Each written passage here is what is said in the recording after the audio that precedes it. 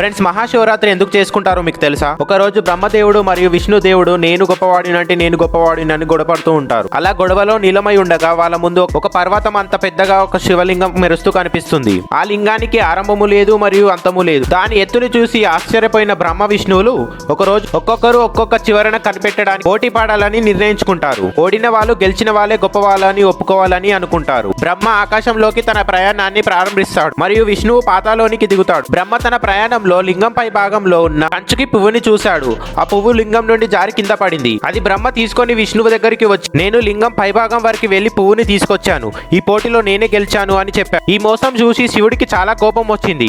వారి ముందు తన నిజస్వరూపాన్ని బయటపెట్టి బ్రహ్మని శిక్షించి తనను ఇంకా ఎవరు పూజించరు అని చెప్పిస్తాడు. శివుడు తమ కంటే శక్తివంతమైన మూడో శక్తి ఉందని అర్థమయ్యేలా చేశాడు. ఆయన సృష్టికర్త, సంరక్షకుడు మరియు వినాశకుడు. శివుడు లింగంగా అవతరించడం ఇదే మొదటిసారి. కాబట్టి ఈ రోజంతా అత్యంత పవిత్రంగా భావిస్తారు మరియు మహాశివరాత్రిగా జరుపుకుంటారు.